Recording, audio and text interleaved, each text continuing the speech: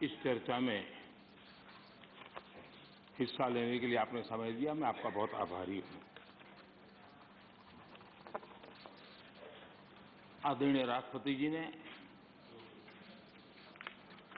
बीते दिनों कोरोना के इस कठिन कालखंड में भी देश ने चहुं दिशा में किस प्रकार से इनिशिएटिव लिए, देश के दलित, पीड़ित, गरीब, शोषित, महिला, युवा, उनके जीवन को सशक्तिकरण के लिए, उनके जीवन में बदलाव के लिए देश में जो कुछ भी गतिविधि हुई है उसका एक संक्षिप्त खाका देश के सामने प्रस्तुत किया और उसमें आशा भी है, विश्वास भी है, संकल्प भी है, समर्पण भी है। अनेक माननीय सदस्यों ने विस्तार से चर्चा की है। माननीय खड़गे जी ने कुछ देश के लिए, कुछ दल के लिए, कुछ खुद के लिए काफी कुछ बातें बताई थी। आनंद शर्मा जी ने भी, उनको जरा समय की तकलीफ रही, लेकिन फिर भी उन्होंने कोशिश की और उन्होंने ये कहा कि देश की उपलब्धियों को स्वीकारा जाए। श्रीमान मनोज झा जी ने राजनीतिक से अभिभाषण परे होना चाहिए, इसकी अच्छी सलाह भी दी। प्रसन्न आचार्य जी ने वीर बाल दिवस और नेताजी से जुड़े कामों के संबंध में भी विस्तार से सराहना की। डॉक्टर फौजिया खान जी ने संविधान की प्रतिष्ठा को लेकर विस्तार से चर्चा की। हर सदस्य ने अपने अनुभव के आधार पर, अपनी राजनीतिक सोच के आधार पर और राजनीतिक स्थिति के आधार पर अपनी बातें हमारे सामने रखी है। मैं सभी माननीय सदस्यों का इसके लिए हृदय से आभार भी व्यक्त करता हूं। आदरणीय सभापति जी, आज देश आजादी का अमृत महोत्सव मना रहा है।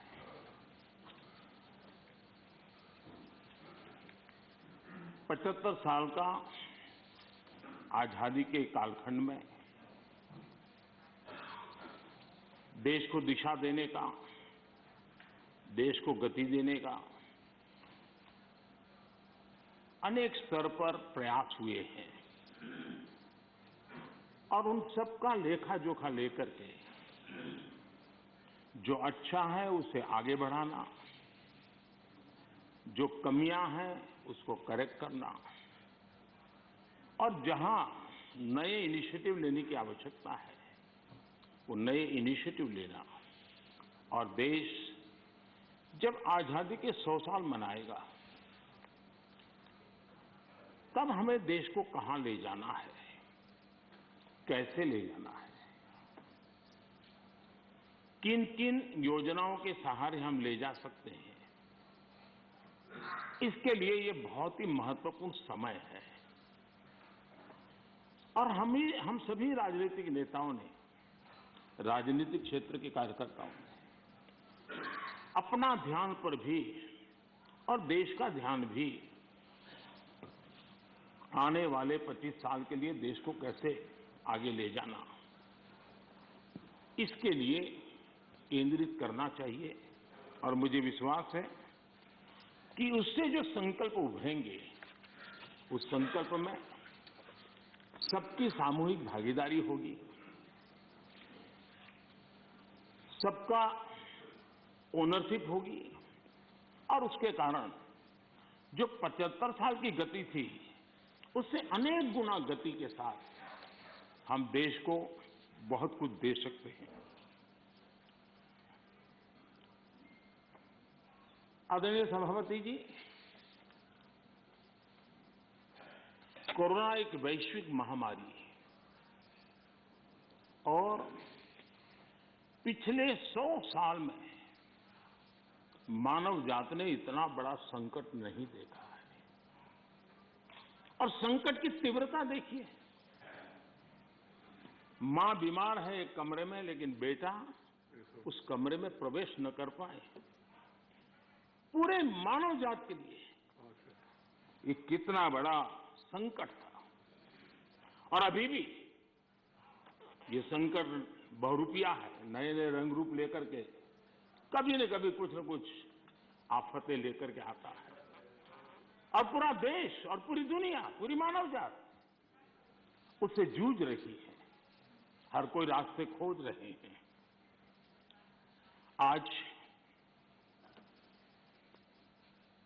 130 करोड़ के भारत के लिए दुनिया में जब प्रारंभिक कोरोना का प्रारंभ हुआ, चर्चा यही थी भारत का क्या होगा और भारत के कारण दुनिया की कितनी बर्बादी होगी, इसी दिशा में चर्चा हो रही थी। लेकिन ये 130 करोड़ देशवासियों की संकल्प शक्ति, उनका सामर्थ्य और उन्होंने जो भी जीवन में उपलब्ध था उसके बीच भी डिसिप्लिन का पालन करने का प्रयास किया कि आज विश्व में भारत के प्रयासों की सराहना हो रही है। और इसका गौरव ये किसी राजनीतिक दल का कार्यक्रम नहीं था, ये अचीवमेंट देश का है, 130 करोड़ देशवासियों का है। अच्छा होता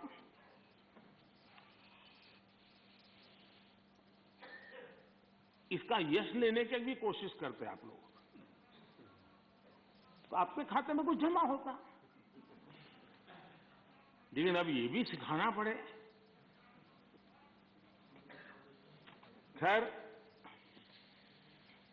वैक्सीनेशन के संबंध में अभी प्रश्नकाल में हमारे आदरणीय मंत्री जी ने विस्तार से बात तो बताई है कि जिस प्रकार से भारत वैक्सीनेशन बनाने में, इनोवेशन में, रिसर्च में और उसके इम्प्लीमेंटेशन में आज भी दुनिया में वैक्सीन के खिलाफ बहुत बड़े आंदोलन चल रहे हैं। लेकिन वैक्सीन से मेरा लाभ हो या न लाभ हो, लेकिन कम से कम वैक्सीन लगाऊंगा तो मेरे कारण किसी और का नुकसान नहीं होगा, इस एक भावना ने 130 करोड़ देशवासियों को वैक्सीन लेने के लिए प्रेरित किया। ये भारत का मूलभूत चिंतन का प्रतिबिंब है जो विश्व के लोगों के सामने रखना हर हिंदुस्तानी का कर्तव्य है। सिर्फ खुद की रक्षा करने का विषय होता तो लूं या न लूं विवाद होता, लेकिन जब उसके मन में विचार आया कि मेरे कारण किसी को कष्ट न हो, अगर इसके लिए मुझे भी डोज लेना है तो मैं ले लूं, और उसने ले लिया। ये भारत के मन की, भारत के मानव मन की, भारत की मानवता की हम गौरवपूर्ण रूप से दुनिया के सामने कह सकते हैं। आज 100% डोज के लक्ष्य की ओर हम तेज गति से आगे बढ़ रहे हैं। मैं सम्मानित सदस्य, ये सभी आदरणीय सदस्यों से इनके सामने हमारे फ्रंटलाइन वर्कर, हमारे हेल्थ केयर वर्कर्स, हमारे वैज्ञानिक, इन्होंने जो काम किया है उसकी सराहना करने से भारत की प्रतिभा तो खिलेगी, लेकिन इस प्रकार से जीवन खपाने वाले लोगों का भी हौसला बुलंद होगा। और इसलिए सदन बड़े गौरव के साथ उनका अभिनंदन करता है, उनका धन्यवाद करता है। आदरणीय सभापति जी, इस कोरोना काल में 80 करोड़ से भी अधिक देशवासियों को इतने लंबे कालखंड के लिए मुफ्त राशन की व्यवस्था,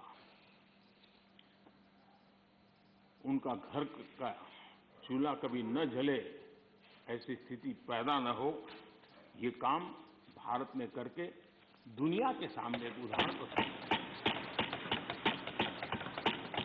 इसी कोरोना काल में, जबकि अनेक कठिनाइयां थी, बंधन थे, उसके बावजूद भी प्रगति में रुकावटों की बार बार ऑब्स्टेकल के बीच भी लाखों परिवारों को, गरीबों को पक्का घर देने के अपने वादे की दिशा में हम लगातार चलते रहे और आज गरीब का भी घर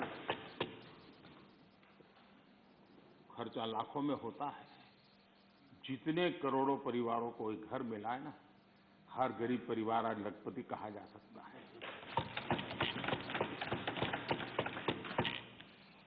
आदरणीय सभापति जी, इसी कोरोना काल में 5 करोड़ ग्रामीण परिवारों को नल से जल पहुंचाने का काम करके एक नया रिकॉर्ड प्रस्थापित किया। इसी कोरोना काल में जब पहला लॉकडाउन आया, तब भी बहुत समझदारी के साथ कईयों से चर्चा करने के बाद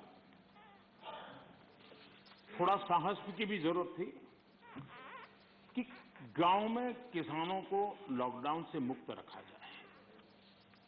निर्णय बड़ा महत्वपूर्ण था, लेकिन किया, और उसका परिणाम ये आया कि हमारे किसानों ने कोरोना के इस कालखंड में भी बम्पर पैदावार की और एमएसपी ने भी रिकॉर्ड खरीदी करके नए विक्रम प्रस्थापित किए। इसी कोरोना काल में इंफ्रास्ट्रक्चर से जुड़े हुए कई प्रोजेक्ट्स पूरे किए गए, क्योंकि हम जानते हैं कि ऐसे संकट के काल में इंफ्रास्ट्रक्चर पर जो इन्वेस्टमेंट होता है वो रोजगार के अवसरों को सुनिश्चित करता है, और इसलिए हमने उस पर भी बल दिया ताकि रोजगार भी मिलता रहे और सारे प्रोजेक्ट्स हम पूरे भी कर पाए। कठिनाइयां थी, लेकिन उसको कर पाए। इसी कोरोना काल में चाहे जम्मू कश्मीर हो, चाहे नॉर्थ ईस्ट हो, हर कालखंड में विस्तार से इसका विकास की यात्रा को आगे बढ़ाया गया और उसको हमने चलाया है। इसी कोरोना कालखंड में हमारे देश के युवाओं ने खेल जगत के हर क्षेत्र में हिंदुस्तान का तिरंगा, हमारा परचम लहराने में बहुत बड़ा काम किया, देश को गौरव दिया। आज पूरा देश, हमारे युवाओं ने खेल जगत में जिस प्रकार से प्रदर्शन किया है और कोरोना के इन सारे बंधनों के बीच उन्होंने अपनी तपस्या को कम नहीं होने दिया, अपनी साधना को कम होने नहीं दिया और देश को गौरव बढ़ाया है। आदरणीय सभापति जी, इसी कोरोना काल में आज जब हमारा देश का युवा स्टार्टअप, यानी भारत का युवा एक पहचान बन गई है, एक सिनोनिमस हो गया है। आज हमारे देश के युवा स्टार्टअप के कारण स्टार्टअप की दुनिया में टॉप 3 में हिंदुस्तान को जगह दिला पाई है।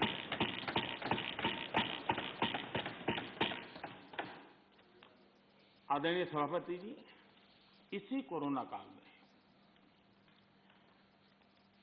चाहे COP26 का मामला हो, चाहे G20 समूह का क्षेत्र हो, या चाहे समाज जीवन के अंदर अनेक अनेक विषयों में काम करना हो, चाहे दुनिया के 150 देशों को दवाई पहुंचाने की बात हो, भारत ने एक लीडरशिप रोल लिया है। आज भारत की इस लीडरशिप की दुनिया में चर्चा है, उसकी स्वीकृति है। आदरणीय सभापति जी, जब संकट का काल होता है, चुनौतियां अपार होती हो, विश्व की हर शक्ति अपने ही बचाव में लगी होती है, कोई किसी की मदद नहीं कर पाता है, ऐसे कालखंड में उस संकटों से बाहर निकालना, आज मुझे अटल बिहारी वाजपेयी जी की कविता के उन शब्द हम सबके लिए प्रेरणा दे सकते हैं। अटल जी ने लिखा था, व्याप्त हुआ बर्बर अंधियारा, व्याप्त हुआ बर्बर अंधियारा, किंतु चीरकर तम की छाती, किंतु चीरकर तम की छाती, चमका हिंदुस्तान हमारा। किंतु चीरकर तम की छाती, चमका हिंदुस्तान हमारा। शत शत आघातों को सहकर, शत शत आघातों को सहकर, जीवित हिंदुस्तान हमारा, जीवित हिंदुस्तान हमारा।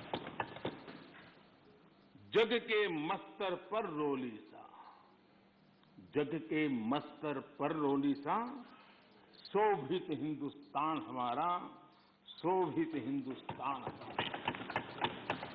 अटल जी के शब्द आज के इस कालखंड में भारत के सामर्थ्य का परिचय कराते हैं। आदरणीय सभापति जी, इस कोरोना काल में सभी क्षेत्रों को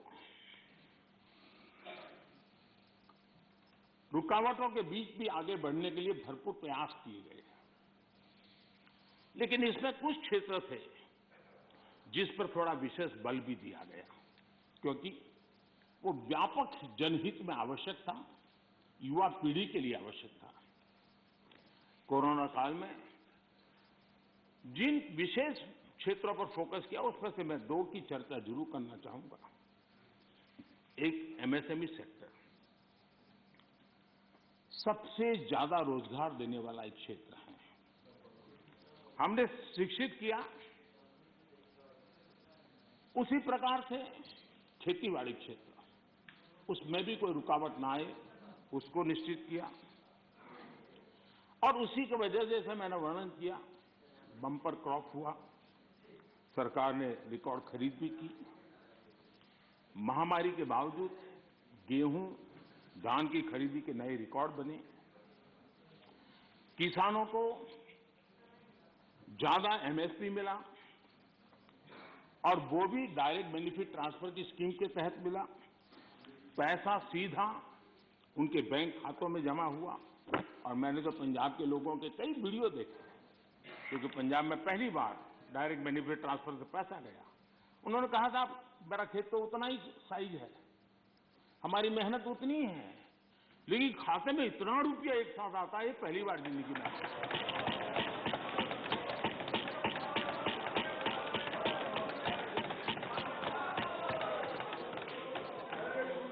इससे संकट के समय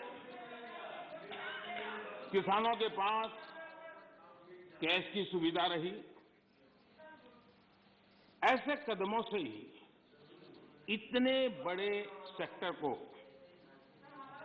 शॉक्स और डिसरप्शन से हम बचा पाए। इसी प्रकार से एमएसएमई सेक्टर, ये उन सेक्टरों में था जिसको आत्मनिर्भर भारत पैकेज का सबसे अधिक लाभ मिला। अलग अलग मंत्रालयों ने जो पीएलआई स्कीम लॉन्च की, उससे मैन्युफैक्चरिंग को बल मिला। भारत अब लीडिंग मोबाइल मैन्युफैक्चरर बन गया है, और एक्सपोर्ट में भी उसका योगदान बढ़ रहा है। ऑटोमोबाइल और बैटरी, इस क्षेत्र में भी पीएलआई स्कीम उत्साहजनक परिणाम दे रही है। जब इतने बड़े स्तर पर मैन्युफैक्चरिंग, और वो भी ज्यादातर एमएसएमई सेक्टर के द्वारा होता है, तो स्वाभाविक है दुनिया के देशों से ऑर्डर भी मिलते हैं, ज्यादा अवसर भी मिलते हैं। और सच तो ये है कि इंजीनियरिंग गुड्स जो बड़ी मात्रा में एमएसएमई बनाते हैं, इस समय जो एक्सपोर्ट का आंकड़ा बड़ा बना है, उसमें ये इंजीनियरिंग गुड का भी बहुत बड़ा योगदान है। ये भारत के लोगों के कौशल्य का और भारत के एमएसएमई की ताकत को प्रदर्शित करता है। हमारी डिफेंस मैन्युफैक्चरिंग इंडस्ट्री को हम देखें, यूपी और तमिलनाडु में डिफेंस कॉरिडोर बना रहे हैं,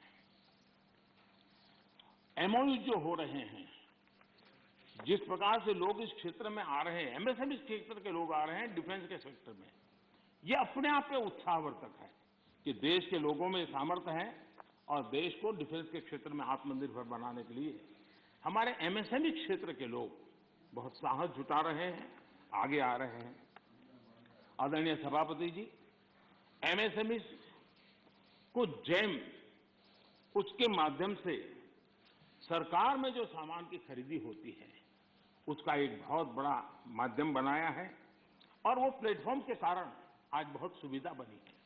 उसी प्रकार से हमने एक बड़ा महत्वपूर्ण निर्णय किया है, और निर्णय ये है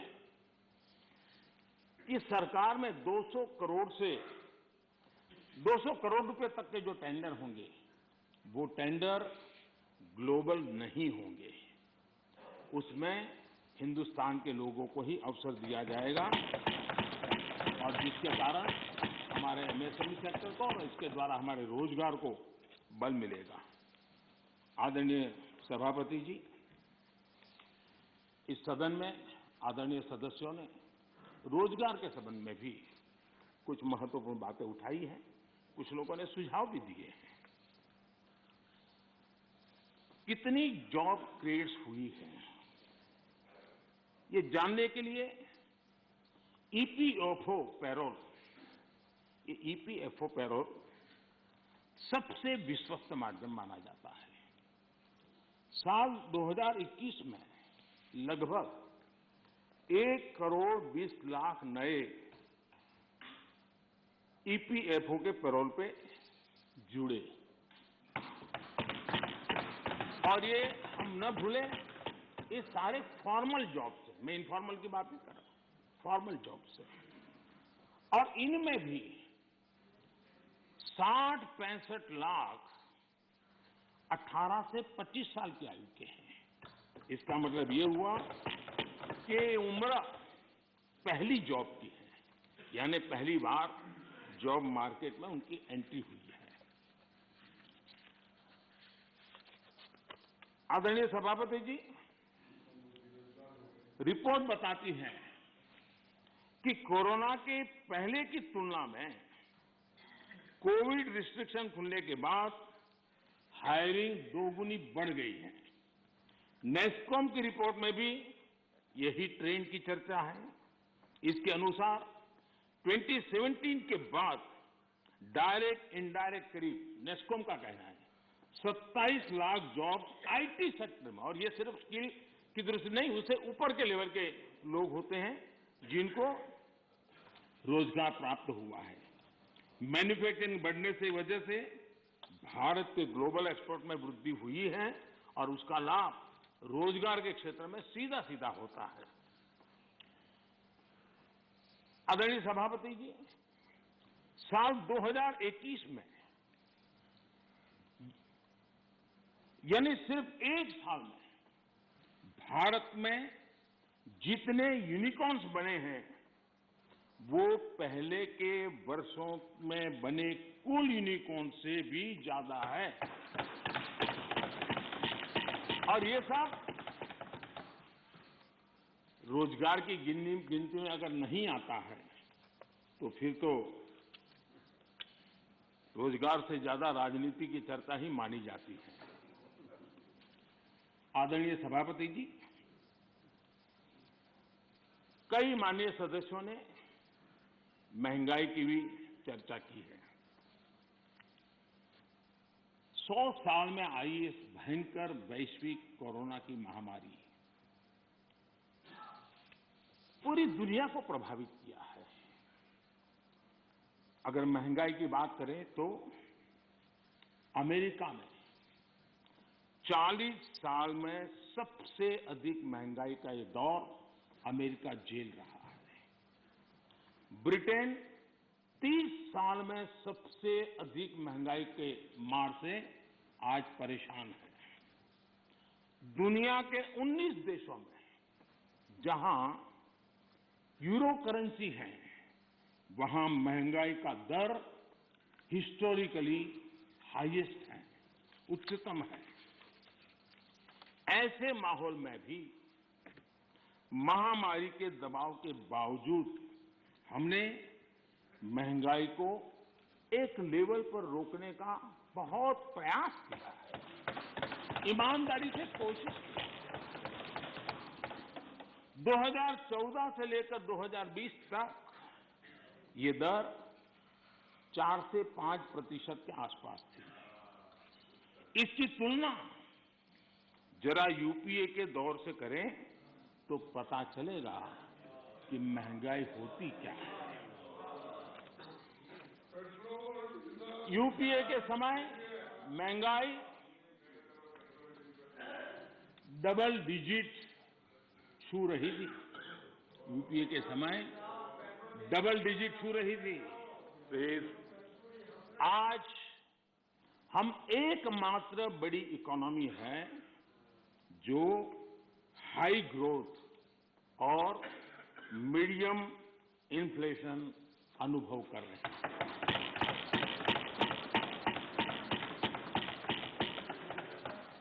बाकी दुनिया की इकोनॉमी को देखें तो वहां की अर्थव्यवस्थाओं में या तो ग्रोथ स्लो हुई है या फिर महंगाई दशकों के रिकॉर्ड तोड़ रही है। आदरणीय सभापति जी, इस सदन में कुछ साथियों ने भारत की निराशाजनक तस्वीर पेश की और पेश करने में आनंद आ रहा था, ऐसा भी लग रहा था। मैं जब इस प्रकार की निराशाएं देखता हूं तो फिर मुझे लगता है कि सार्वजनिक जीवन में उतार चढ़ाव आते रहते हैं, जय पराजय होता रहता है। उससे छाई हुई व्यक्तिगत जीवन की निराशा कम से कम देश पर नहीं थोपनी चाहिए।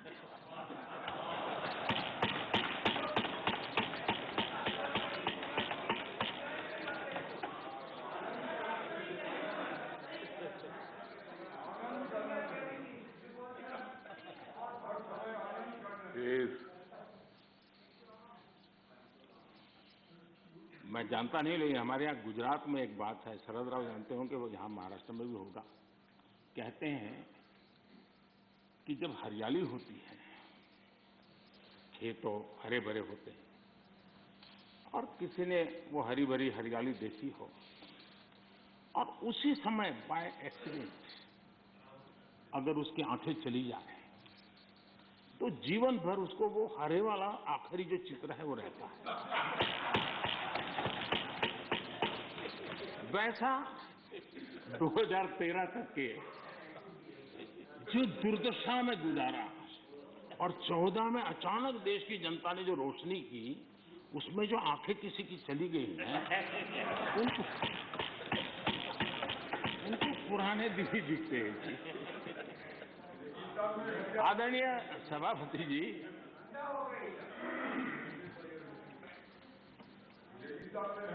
हमारे यहाँ शास्त्रों में कहा गया है, महाजनों येन गतः स पंथा, अर्थात महाजन लोग, बड़े लोग जिस पथ पर जाते हैं वही मार्ग अनुकरणीय होता है।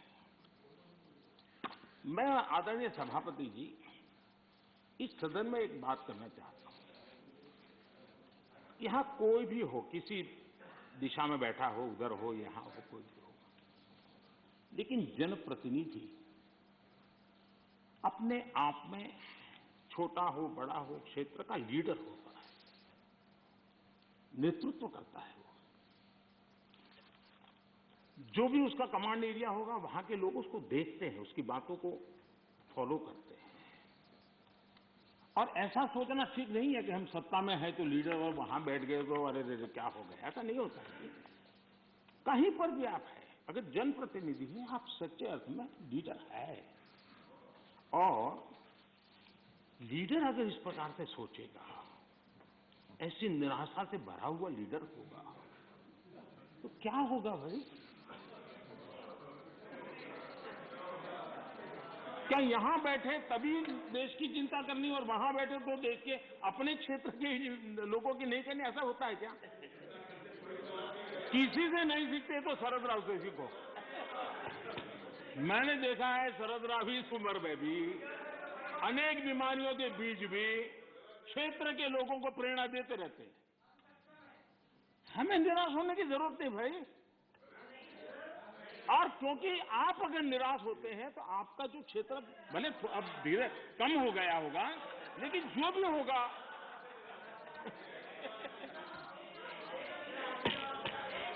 ये बैठ के रनिंग कमेंट्री करना उचित नहीं है, पद्धति में नहीं।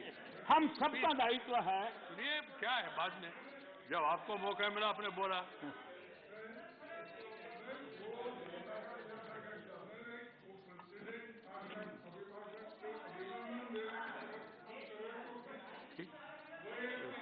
ठीक है, ठीक है।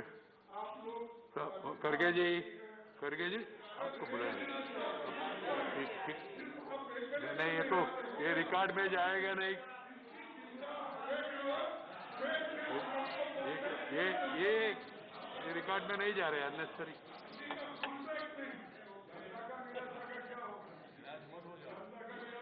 प्लीज। खड़गे जी, आप भी अजय रंजन जी जैसी गलती करते हैं। आप थोड़ा पीछे देखिए, जयराम जी ने पीछे जाकर के 2-3 लोगों को तैयार किया हुआ है इस काम के लिए।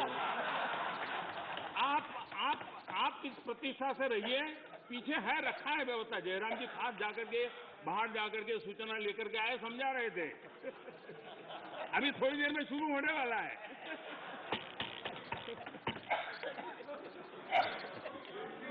आप सम्मानीय नेता है।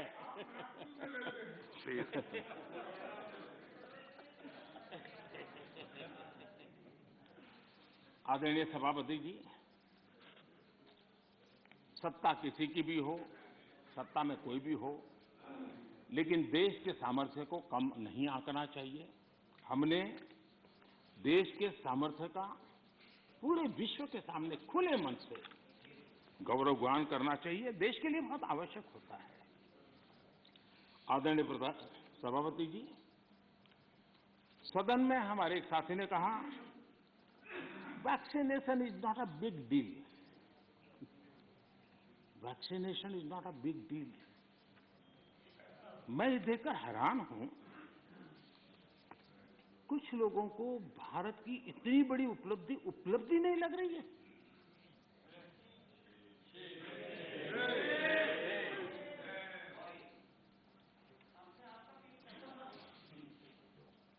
एक साथी ने यह भी कहा कि टीकाकरण पर व्यर्थ खर्च हो रहा है।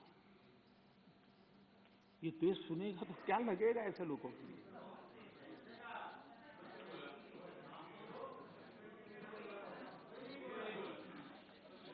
आदरणीय सभापति जी, कोरोना जब से मानव जात पर संकट में पैदा कर रहा है, सरकार ने देश और दुनिया में उपलब्ध हर संसाधन जुटाने के लिए भरपूर कोशिश की है। हमारे देश के नागरिकों की रक्षा करने के लिए जितना भी हमारी सामर्थ्य था, समझ थी, शक्ति थी, और सबको साथ लेकर के चलने का हमने प्रयास किया है। और जब तक महामारी रहेगी, तब तक सरकार गरीब से गरीब परिवार का जीवन बचाने के लिए जितना खर्च करना पड़ेगा, रक्षा करने के लिए प्रतिबद्ध है।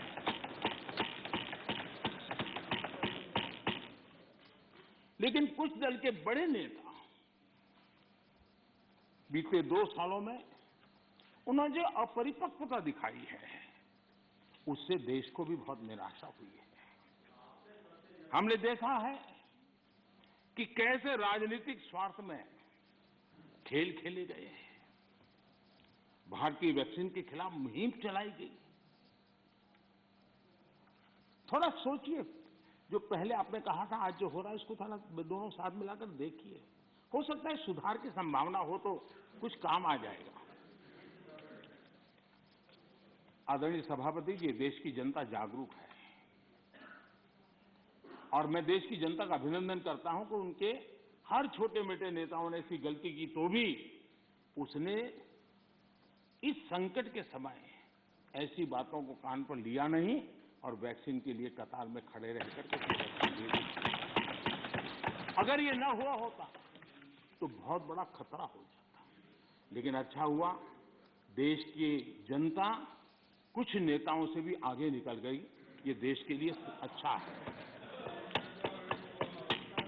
आदरणीय सभापति जी, इस पूरा कोरोना कालखंड एक प्रकार से फेडरल स्ट्रक्चर का उत्तम उदाहरण मैं कह सकता हूं। 23 बार शायद किसी एक प्रधानमंत्री को एक कार्यकाल में मुख्यमंत्रियों की इतनी मीटिंग करने का अवसर नहीं आया होगा। मुख्यमंत्रियों के साथ 23 मीटिंगें की गई और विस्तार से चर्चाएं की और मुख्यमंत्रियों के सुझाव और भारत सरकार के पास जो जानकारियां थी उसमें मिलजुल करके, क्योंकि सदन में राज्यों से जुड़े हुए वरिष्ठ नेता यहां बैठे हैं और इसलिए मैं ये कहना चाहूंगा, ये अपने आप में बहुत बड़ी घटना है।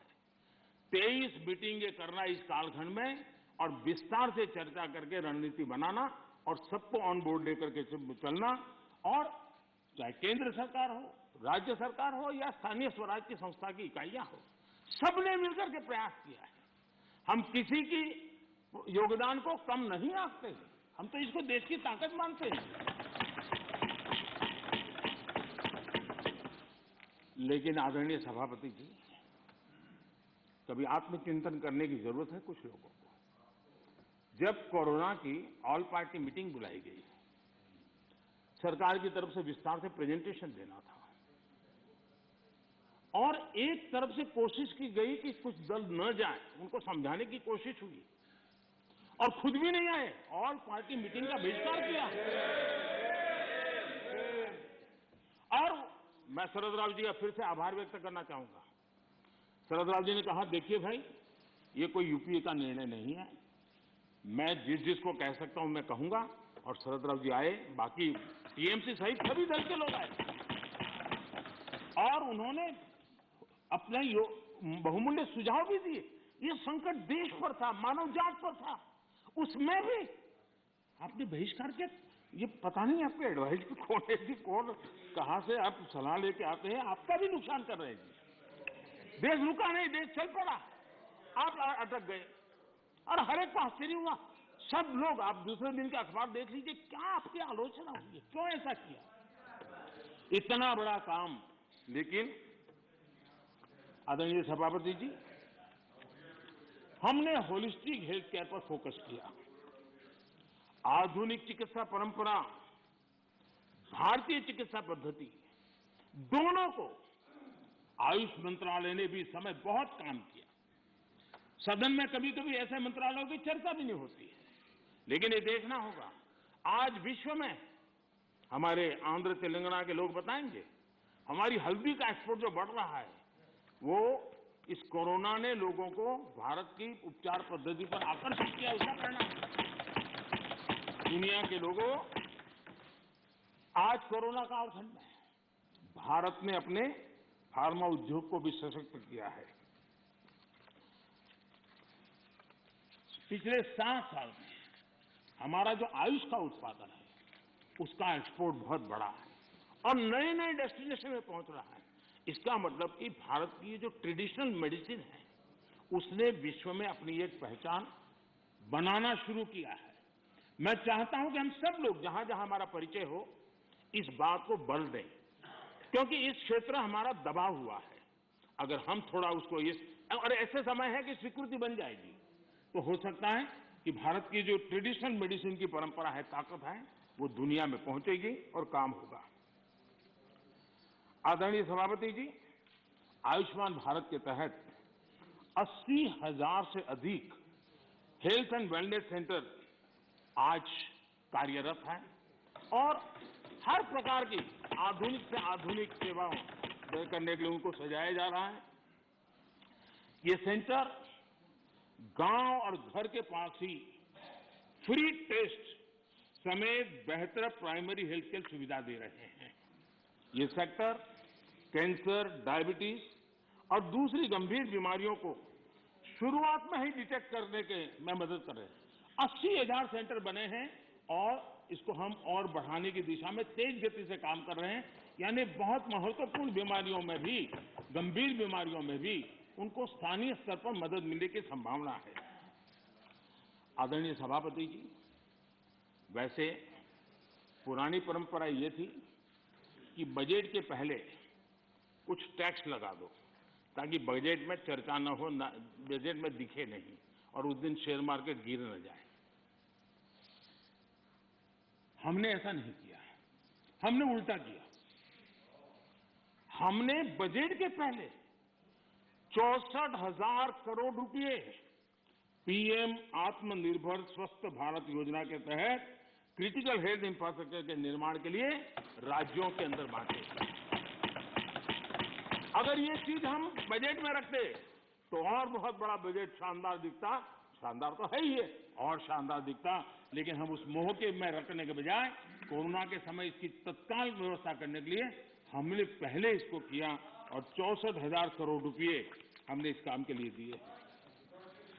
आदरणीय सभापति जी, इस बार खरगे जी बड़ा विशेष बोल रहे थे और कह रहे हैं कि मुझे तो कह रहे हैं कि मैं उस पर बोलूं, इधर उधर ना बोलूं, लेकिन वो क्या बोले हैं उसको भी एक बार चेक कर लिया जाए।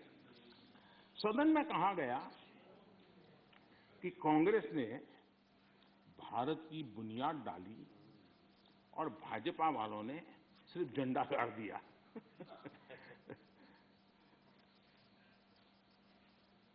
आदरणीय सभापति जी, ये सदन में ऐसे ही हंसी मजाक में कही गई बात नहीं थी। ये उस गंभीर सोच का परिणाम है और वही देश के लिए खतरनाक है। और वो है, कुछ लोग यही मानते हैं कि हिंदुस्तान 1947 में पैदा हुआ और उसी के कारण ये समस्या होती है। और इसी सोच का परिणाम है कि भारत में पिछले 75 साल में जिसको काम करने का 50 साल मौका मिला था, उनकी नीतियों पर भी इस मानसिकता का प्रभाव रहा है और उसी के कारण कई विकृतियां पैदा हुई है। ये डेमोक्रेसी आपकी मेहरबानी से नहीं है, हमारे कुर्बानी से। और आपको 1975 में डेमोक्रेसी का गला घोंटने वालों को डेमोक्रेसी का गौरव प्राप्त।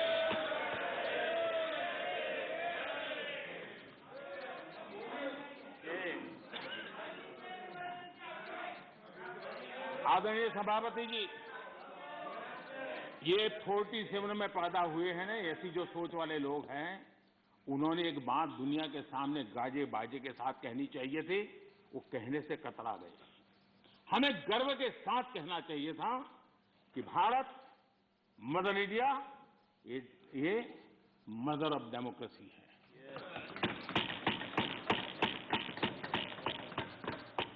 डेमोक्रेसी, डिबेट, ये भारत में सदियों से चल रहा है। और कांग्रेस की कठिनाई ये है, डायनेस्टी के आगे उन्होंने कुछ सोचा ही नहीं, ये उनकी परेशानी है।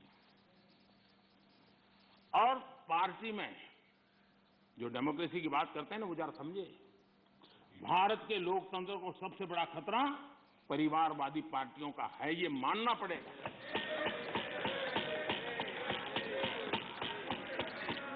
और पार्टी में भी जब कोई परिवार सर्वोपरि होता है तब सबसे पहली कैजुअलिटी, जब पार्टी में भी कोई एक परिवार सर्वोपरि हो जाता है तो सबसे पहली कैजुअलिटी टैलेंट की होती है।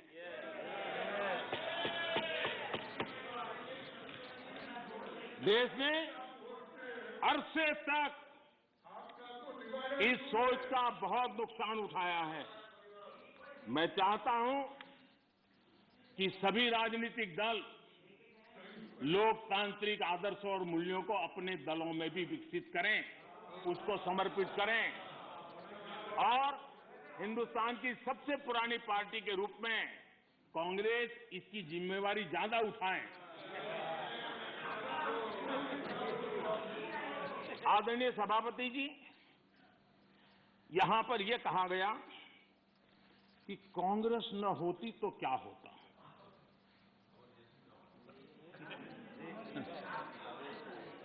India is Indira, Indira is India, यही सोच का परिणाम है। आदरणीय सभापति जी, मैं जरा बताना चाहता हूं, ये कहा गया है, मैं सोच रहा हूं कि कांग्रेस ना होती तो क्या होता, क्योंकि महात्मा गांधी की इच्छा थी। क्योंकि महात्मा गांधी को मालूम था कि इनके रहने से क्या क्या होने वाला है और इन्होंने कहा था पहले से इसको खत्म करो, इसको बिखेर दो। महात्मा गांधी ने कहा था। लेकिन अगर ना होती महात्मा गांधी की इच्छा के अनुसार, अगर हुआ होता, अगर महात्मा गांधी की इच्छा के अनुसार कांग्रेस न होती तो क्या होता? लोकतंत्र परिवारवाद से मुक्त होता। भारत विदेशी चश्मे के बजाय स्वदेशी संकल्पों के रास्ते पर चलता। अगर कांग्रेस न होती तो इमरजेंसी का कलंक न होता। अगर कांग्रेस न होती तो दशकों तक करप्शन को संस्थागत बनाकर नहीं रखा जाता। अगर कांग्रेस न होती तो जातिवाद और क्षेत्रवाद की खाई इतनी गहरी न होती। अगर कांग्रेस न होती तो सिखों का नरसंहार न होता। सिखों का नरसंहार न होता। सालों साल पंजाब आतंकी आग में न जलता। अगर कांग्रेस न होती तो कश्मीर के पंडितों को कश्मीर छोड़ने की नौबत न आती। अगर कांग्रेस न होती तो बेटियों को तंदूर में जलाने की घटनाएं न होती। अगर कांग्रेस न होती तो देश के सामान्य मानवी को घर, सड़क, बिजली, पानी, शौचालय, मूल सुविधाओं के लिए इतने सालों तक इंतजार न करना पड़ता। आदरणीय सभापति जी, मैं गिनता रहूंगा। खड़गे जी, आपने भी 1 घंटा बोला। You are leader of the opposition. Please understand. आदरणीय सभापति जी, 1 hour 6 minutes। पद्धति नहीं है। आदरणीय सभापति जी, कांग्रेस जब सत्ता में रही, देश का विकास नहीं होने दिया। अब विपक्ष में है तो देश के विकास में बाधा डाल रही है।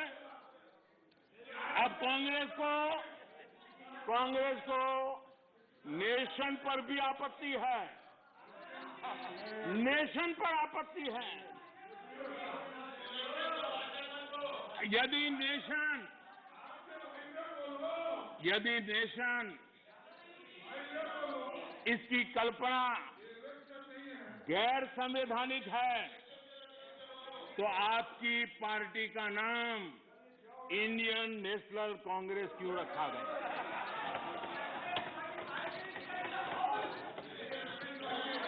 अब आपकी ये नई सोच आई है तो इंडियन नेशनल कांग्रेस नाम बदल दीजिए और आप फेडरेशन ऑफ कांग्रेस कर दीजिए। अपने पूर्वजों की गलती जरा सुधार दीजिए।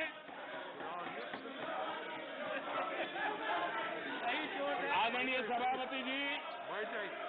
No, please sit down. Sit down. This is not the आदरणीय way. सभापति जी,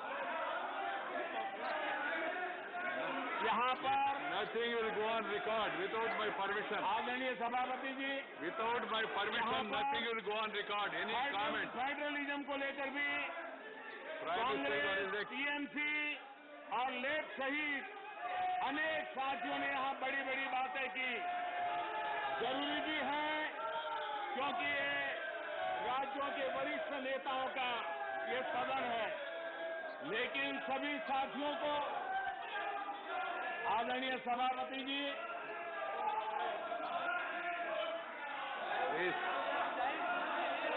This nothing will go on record except what is permitted by the chair. Whatever is permitted by the chair will only go on record. No comment, no noise, no demonstration will go on record. Please, बैठ जाइए.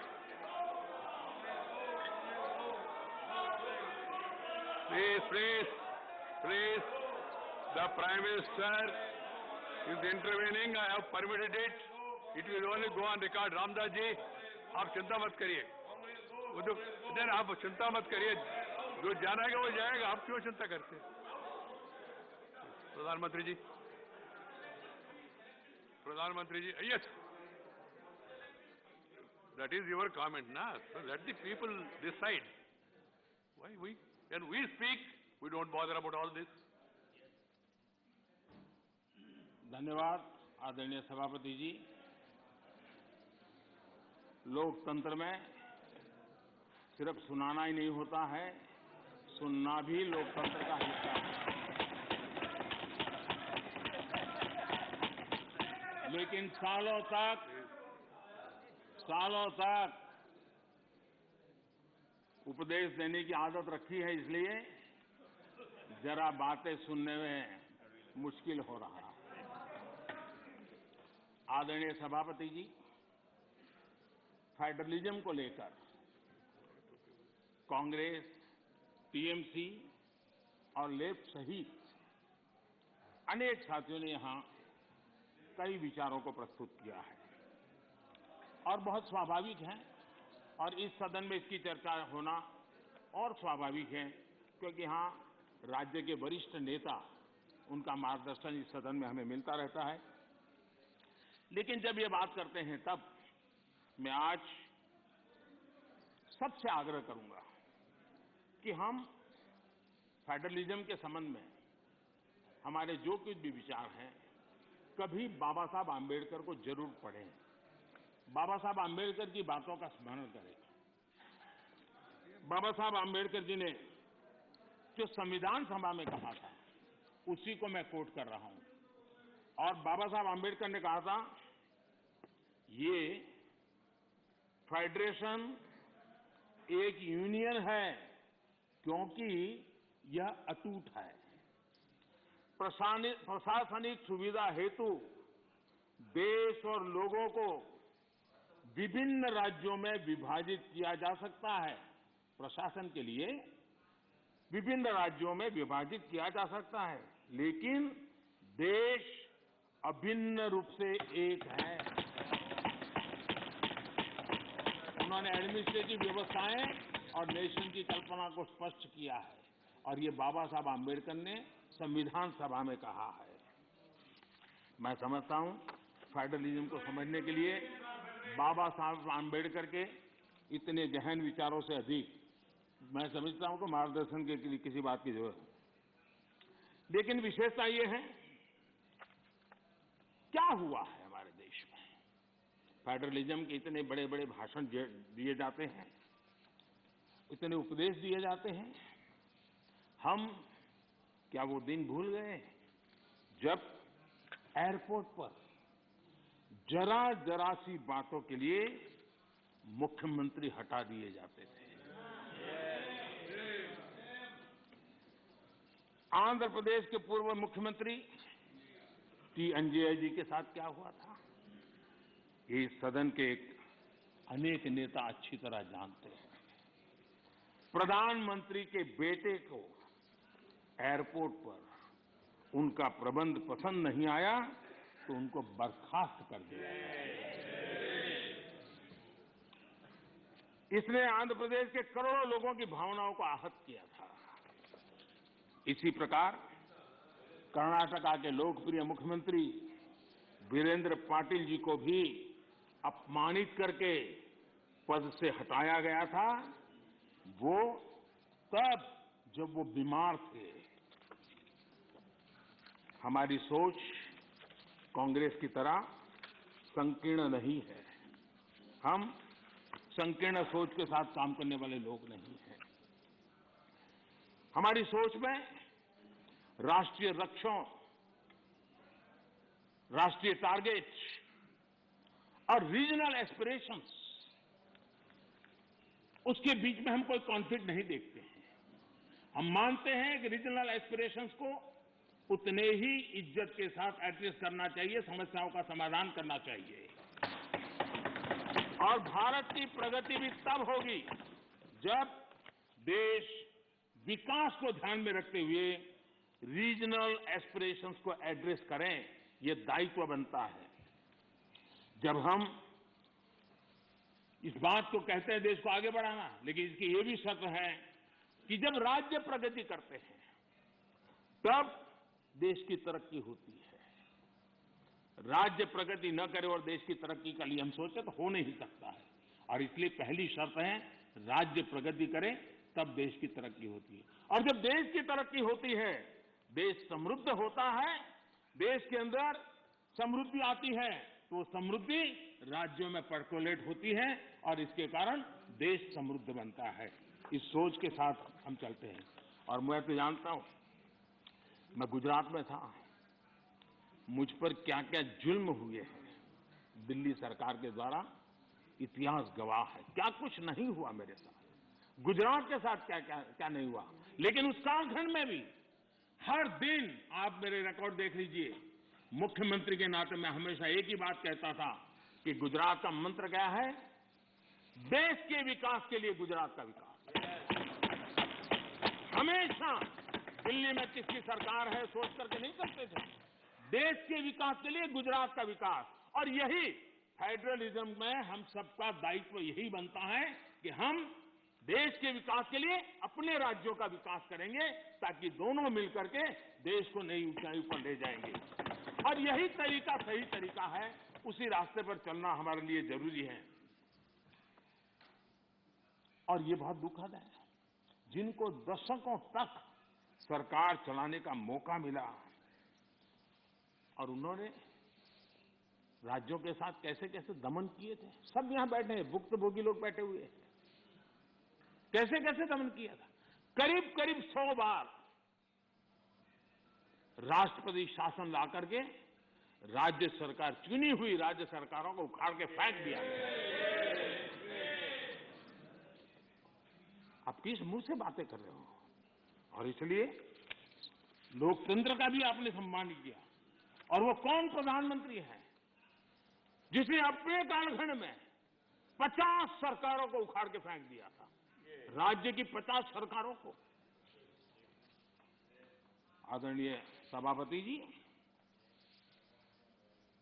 इन सारे विषयों के जवाब हर हिंदुस्तानी जानता है और उसी की सजा आज उनको भुगतनी पड़ रही है। देश उनको स्वीकार कर लेता है। आदरणीय सभापति जी, कांग्रेस के हाईकमांड जो है, उनकी नीति 3 प्रकार से कामों को लेकर के चलती है। एक, पहले डिस्क्रेडिट करो, फिर डिस्टेबलाइज करो और फिर डिसमिस करो। इसी तरीके से अविश्वास पैदा करो, अस्थिर करो और फिर बर्खास्त करो। इन्हीं बातों को लेकर के चले हैं। आप जरा बताइए आदरणीय सभापति जी, मैं आज कहना चाहता हूं कि फारूक अब्दुल्ला जी की सरकार को किसने अस्थिर किया था, चौधरी देवीलाल जी की सरकार को किसने अस्थिर किया था, चौधरी चरण सिंह जी की सरकार को किसने अस्थिर किया था, पंजाब में सरदार बादल की सरकार के किसने बर्खास्त किया था, महाराष्ट्र में बाला साहब ठाकरे को बदनाम करने के लिए किसने डर्टी ट्रिक्स का उपयोग किया था? कर्नाटका में रामकृष्ण हेगड़े और एसआर बोम्बई की सरकार को किसने गिराया था? 50 के दशक में केरला की चुनी हुई कम्युनिस्ट सरकार को किसने गिराया था? उस कालखंड में 50 साल पहले तमिलनाडु में इमरजेंसी के दौरान करुणानिधि जी की सरकार को किसने गिराया था? 1980 में एमजीआर की सरकार को किसने डिसमिस किया था? आंध्र प्रदेश में किसने एनटीआर की सरकार को अस्थिर करने की कोशिश की थी? और वो भी जब वो बीमार थे। वो कौन सा दल है जिसने मुलायम सिंह जी यादव जी को सिर्फ इसलिए तंग किया था क्योंकि मुलायम सिंह जी केंद्र की बातों के साथ सहमत नहीं होते थे? कांग्रेस ने अपने नेताओं तक नहीं छोड़ा है। आंध्र प्रदेश में कांग्रेस सरकार अहम भूमिका निभाई। उसके साथ क्या किया? जिस केंद्र ने यहां सत्ता में बैठने के लिए उनको मौका दिया था, उनके साथ क्या किया? उन्होंने बहुत शर्मनाक तरीके से आंध्र प्रदेश का विभाजन किया। माइक बंद कर दिए गए, मिर्ची स्प्रे की गई, कोई डिस्कशन नहीं हुई। क्या यह तरीका ठीक था? क्या यह लोकतंत्र था? क्या अटल जी की सरकार ने भी 3 राज्य बनाए थे। राज्य बनाना हमने विरोध नहीं किया है, लेकिन तरीका क्या था? अटल जी ने 3 राज्य बनाए थे, छत्तीसगढ़, झारखंड, उत्तराखंड। लेकिन कोई तूफान नहीं आया, शांति से सारा निर्णय हुआ, सबने मिल बैठ करके निर्णय किया। आंध्र तेलंगाना के भी हो सकता था, हम तेलंगाना के विरोधी नहीं है, साथ मिलकर के किया जा सकता है। लेकिन आपका अहंकार, सत्ता का नशा, उसने देश के अंदर इस कटुता पैदा की। और आज भी तेलंगाना और आंध्र के बीच में वो कटुता के बीच तेलंगाना का भी नुकसान कर रहे हैं, आंध्र का भी नुकसान कर रहे हैं, और आपको कोई राजनीतिक फायदा नहीं हो रहा है। और हमें समझा रहे हैं आदरणीय सभापति जी, हम कोऑपरेटिव फेडरलिज्म के साथ साथ एक नए बदलाव की ओर चले और हमने कोऑपरेटिव कॉम्पिटिटिव फेडरलिज्म की बात कही है। हमारे राज्यों के बीच में विकास की स्पर्धा हो, तंदुरुस्त स्पर्धा हो, हम आगे बढ़ने की कोशिश करें। दल किसी का भी कोई राज क्यों ना करता हो, और उसको प्रोत्साहन देना हमारा काम है और हम दे रहे हैं। आदरणीय सभापति जी, मैं आज उदाहरण देना चाहता हूं। जीएसटी काउंसिल की रचना, जीएसटी काउंसिल की रचना अपने आप में भारत के सशक्त फेडरलिज्म के लिए एक उत्तम स्ट्रक्चर का नमूना है।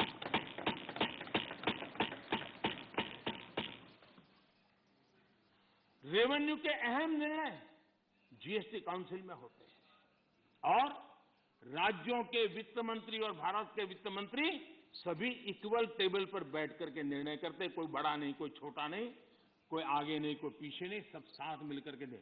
और देश को गर्व होना चाहिए, इस सदन को ज्यादा गर्व होना चाहिए कि जीएसटी के सारे निर्णय, सैकड़ों निर्णय हुए हैं, सबके सब सर्वानुमति से हुए। सभी राज्यों के वित्त मंत्री और भारत के वित्त मंत्री ने मिलकर के किए हैं। इससे बड़ा फेडरलिज्म का उत्तम स्वरूप क्या हो सकता है? कौन इसका गौरव नहीं करेगा? लेकिन हम इसका भी गौरव नहीं करते हैं। आदरणीय सभापति जी, एक और उदाहरण मैं देना चाहता हूं फेडरलिज्म का। हमने देखा कि जैसे सामाजिक न्याय ये देश में बहुत अनिवार्य होता है, वरना देश आगे नहीं बढ़ता है, वैसे भी क्षेत्रीय न्याय भी उतना ही जरूरी होता है। अगर कोई क्षेत्र विकास में पीछे रह जाएगा तो देश आगे भी नहीं बढ़ सकता। और इसलिए हमने एक योजना बनाई, एस्पिरेशनल डिस्ट्रिक्ट।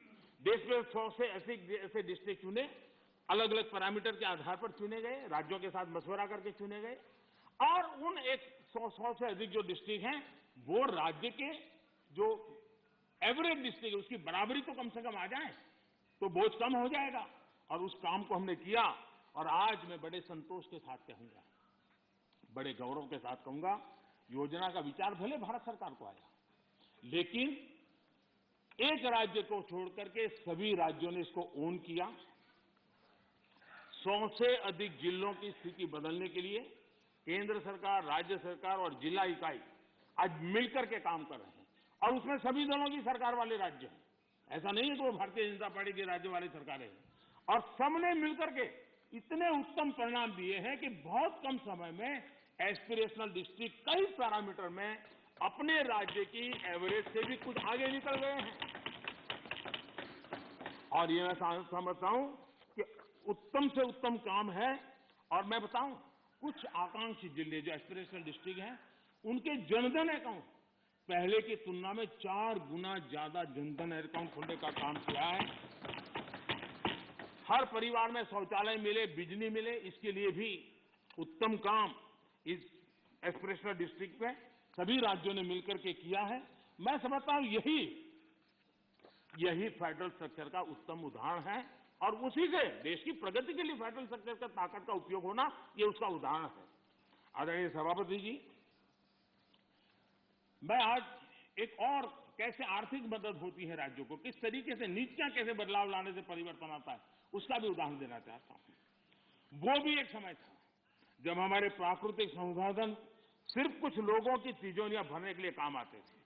ये दुर्दशा हमने देखी है, उसकी चर्चाएं बहुत चली है। अब इस संपदा राष्ट्र का खजाना भर रही है। हमने कोयले और माइनिंग सेक्टर में रिफॉर्म किए। 2000 में हमने पारदर्शी प्रक्रिया के साथ खनिज संसाधनों का ऑक्शन किया। हमने रिफॉर्म्स की प्रक्रिया को जारी रखा, जो जैसे वैध लाइसेंस की बिना चार्ज के ट्रांसफर, 50% प्रोड्यूसर्स की ओपन मार्केट में सेल बिक्री, अर्ली ऑपरेशनलाइजेशन पर 50% रिबेट। बीते एक साल में माइनिंग रेवेन्यू लगभग 14,000 करोड़ रुपए से बढ़कर लगभग 35,000 करोड़ रुपए पर पहुंचा है। ऑक्शन से जितना भी रेवेन्यू आया वो राज्य सरकारों को मिला है। ये निर्णय किया है, सबसे बड़ी बात ये है, ये सुधार जो लागू हुए हैं, इससे राज्य का ही भला हुआ है, और राज्य का भला होने में देश का भला है ही है। कोऑपरेटिव फेडरलिज्म का इस क्षेत्र इतना बड़ा महत्वपूर्ण निर्णय, और उड़ीसा इस रिफॉर्म्स को लागू करने में अग्रिम राज्य रहा।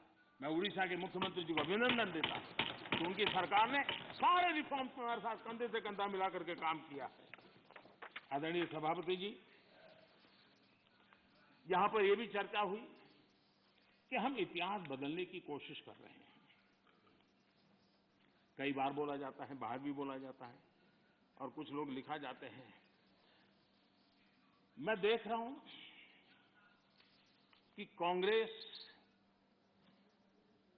एक प्रकार से अर्बन नक्सल के चुंगाल में फंस गई है। उनकी पूरी सोचने के तरीकों को अर्बन नक्सलों ने कब्जा कर लिया है, और इसलिए उनकी सारी सोच गतिविधि डिस्ट्रक्टिव बन गई है, और देश के लिए चिंता का विषय, बड़ी गंभीरता से सोचना पड़ेगा।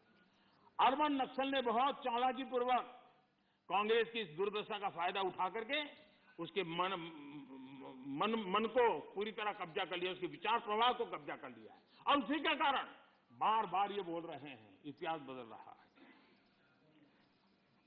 आदरणीय सभापति जी,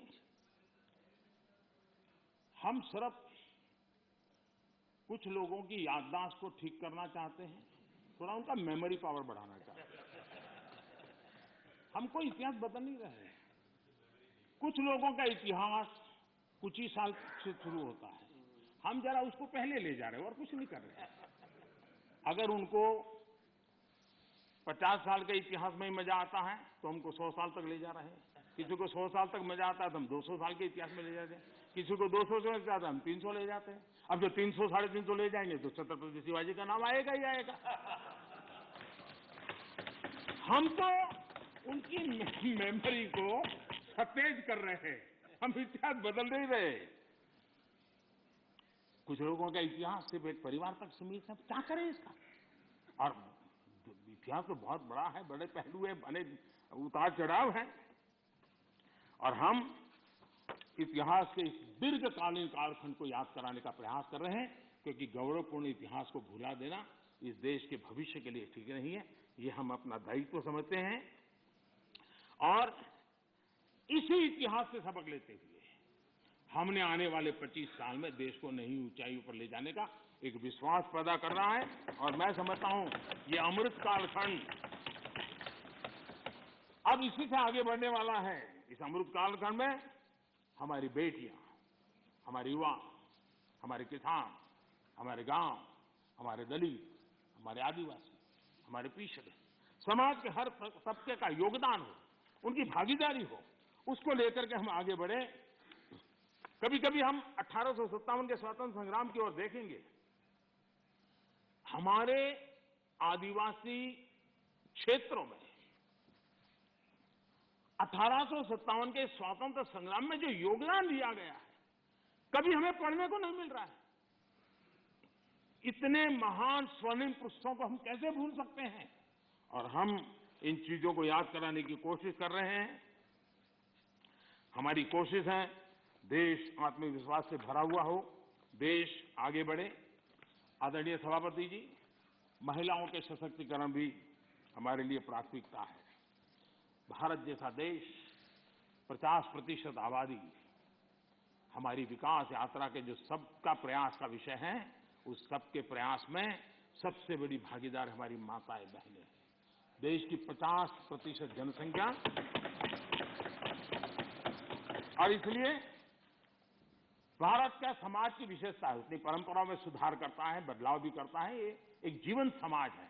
हर युग में ऐसे महापुरुष निकलते हैं जो हमारी बुराइयों को से समाज को मुक्त करने के लिए प्रयास करते हैं।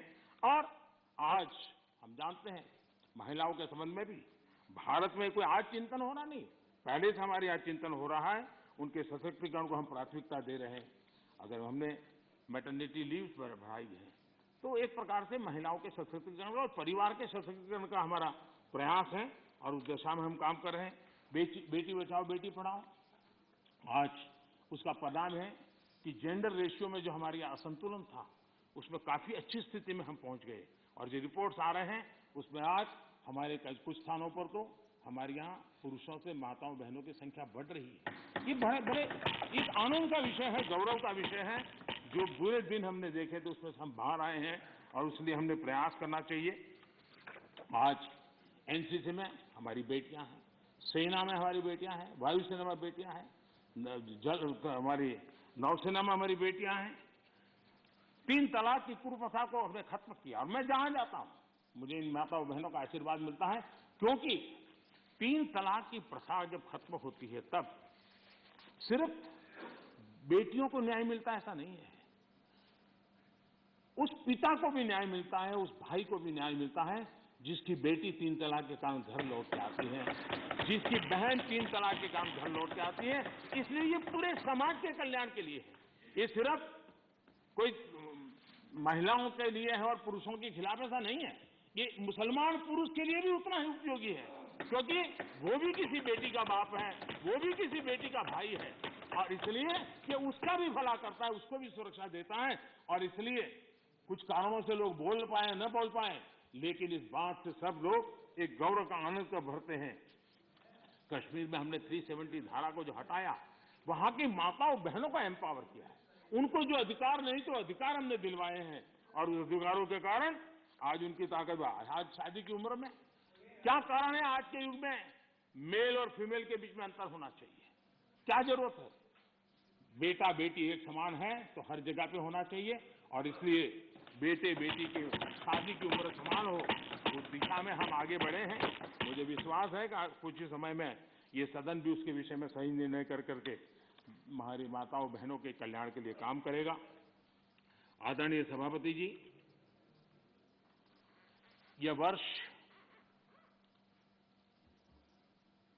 गोवा के 60 वर्ष का एक महत्वपूर्ण कालखंड का वर्ष है। गोवा मुक्ति को 60 साल हुए। मैं आज जरा उस चित्र को कहना चाहता हूं। हमारे कांग्रेस के मित्र जहां भी होंगे जरूर सुनते होंगे, गोवा के लोग जरूर आज सुनते होंगे मेरी बात को। अगर सरदार साहब जिस प्रकार से सरदार पटेल ने हैदराबाद के लिए रणनीति बनाई, इनिशिएटिव लिए, जिस प्रकार से सरदार पटेल ने जूनागढ़ के लिए रणनीति बनाई, कदम उठाए, अगर सरदार साहब की प्रेरणा लेकर के गोवा के लिए भी वैसी ही रणनीति बनाई होती, तो गोवा को हिंदुस्तान आजाद होने के 15 साल तक गुलामी में नहीं रहना पड़ा होता। भारत की आजादी के 15 साल के बाद गोवा आजाद हुआ और उस समय के 60 साल पहले के अखबार, उस जमाने की मीडिया रिपोर्ट बताती है कि तब के प्रधानमंत्री अंतर्राष्ट्रीय छवि का क्या होगा, ये उनकी सबसे बड़ी चिंता का विषय था पंडित नेहरू को। दुनिया में मेरी छवि बिगड़ जाएगी तो, और इसलिए उनको लगता था कि गोवा की औपनिवेशिक सरकार पर आक्रमण करने से उनकी जो एक ग्लोबल लीडर की शांति प्रिय नेता की छवि है वो चकनाचूर हो जाएगी। गोवा को जो होता है होने दो, गोवा को जो झेलना पड़े झेलने दो, मेरी छवि को कोई नुकसान न हो। और इसलिए जब वहां सत्याग्रहों पर गोलियां चल रही थी, विदेशी सल्तनत गोलियां चला रही थी, हिंदुस्तान का हिस्सा, हिंदुस्तान के ही मेरे भाई बहन, उन पर गोलियां चल रही थी, और तब हमारे देश के प्रधानमंत्री ने कहा था कि मैं सेना नहीं दूंगा, मैं सेना नहीं भेजूंगा। सत्याग्रहियों की मदद करने से उन्होंने इनकार कर दिया था। ये गोवा के साथ कांग्रेस ने किया हुआ जुल्म है, और गोवा को 15 साल ज्यादा गुलामी के जंजीरों में जकड़ के रखा गया, और गोवा के अनेक वीर पुत्रों को बलिदान देना पड़ा, लाठी गोलियों से जिंदगी को बसर करनी पड़ी। ये हाल पैदा किए थे। नेहरू जी ने 15 अगस्त 1955 को पंडित नेहरू ने लाल किले से जो कहा था, मैं जरा कोट करना चाहता हूं। अच्छा होता कांग्रेस के मित्र यहां होते तो नेहरू जी का नाम सुनकर के कम से कम उनका दिन बहुत अच्छा जाता, और इसलिए उनकी प्यास बुझाने के लिए मैं बार बार नेहरू जी को भी याद करता हूं। ऐसा नेहरू जी ने कहा था, लाल किले से कहा था, मैं उनको कोट करता हूं, कोई धोखे में ना रहे, भाषा देखिए, कोई धोखे में ना रहे कि हम वहां फौजी कार्रवाई करेंगे। कोई फौज गोवा के आसपास नहीं है। अंदर के लोग चाहते हैं कि कोई शोर मचाकर ऐसे हालात पैदा करे कि हम मजबूर हो जाएं फौज भेजने के लिए। हम नहीं भेजेंगे फौज, हम उसको शांति से तय करेंगे। समझ लें सब लोग इस बात को। ये हुंकार 15 अगस्त को गोवा वासियों के एस्पिरेशंस के खिलाफ कांग्रेस के नेता के बयान है। पंडित नेहरू जी ने आगे कहा था, जो लोग वहां जा रहे हैं, लिमेज जी, लोहिया जी समेत सब लोग वहां सत्याग्रह कर रहे थे, आंदोलन कर रहे थे, देश के सत्याग्रही जा रहे थे। हमारे जगन्नाथ राव जोशी कर्नाटक केसरी, उनके नेतृत्व में सत्याग्रह हो रहा था। जो पंडित नेहरू जी ने क्या कहा, जो लोग वहां जा रहे हैं उनको वहां जाना मुबारक हो। देखिए मजाक देखिए, देश के अपनी आजादी के लिए लड़ने वाले मेरे ही देशवासियों के लिए क्या भाषा, कितना अहंकार है। वो लोग वहां जा रहे हैं, उनको वहां जाना मुबारक हो, लेकिन ये भी याद रखें कि अपने को सत्याग्रही कहते हैं तो सत्याग्रह के उसूल, सिद्धांत और रास्ते भी याद रखें। सत्याग्रह की पीछे फौजें नहीं चलती और ना ही फौजों की पुकार होती है। असहाय छोड़ दिया गया मेरे देश के नागरिकों को। ये गोवा के साथ किया। गोवा की जनता कांग्रेस के इस रवैये को कभी भूल नहीं सकती है। आदरणीय सभापति जी, हमें यहां फ्रीडम ऑफ एक्सप्रेशन पर भी बड़े भाषण दिए गए और आए दिन हमको जरा समझाया जाता है। मैं जरा आज एक घटना कहना चाहता हूं, और ये घटना भी गोवा के एक सपूत की घटना है। गोवा के एक सम्मानीय गोवा की धरती के एक बेटे की कथा है। अभिव्यक्ति के संबंध में क्या होता था, कैसे होता था, ये उदाहरण मैं देना चाहता हूं। व्यक्ति स्वतंत्रता की बातें करने वाले लोगों का इतिहास मैं आज खोल रहा हूं। क्या किया है। लता मंगेशकर जी के निधन से आज पूरा देश दुखी है। देश को बहुत बड़ी खोट है। लेकिन लता मंगेशकर जी का परिवार गोवा का है। लेकिन उनके परिवार के साथ कैसा सलूक किया, ये भी देश को जानना चाहिए। लता मंगेशकर जी के छोटे भाई पंडित हृदयनाथ मंगेशकर जी, गोवा का गौरवपूर्ण संतान, गोवा की धरती का बेटा, उन्हें ऑल इंडिया रेडियो से निकाल दिया गया। वो ऑल इंडिया रेडियो में काम करते थे। और उनका गुनाह क्या था? उनका गुनाह यह था तो उन्होंने वीर सावरकर की एक देशभक्ति से भरी कविता की ऑल इंडिया रेडियो पर प्रस्तुति दी थी। आप देखिए, हृदयनाथ जी ने एक इंटरव्यू में बताया, उनका इंटरव्यू अवेलेबल है।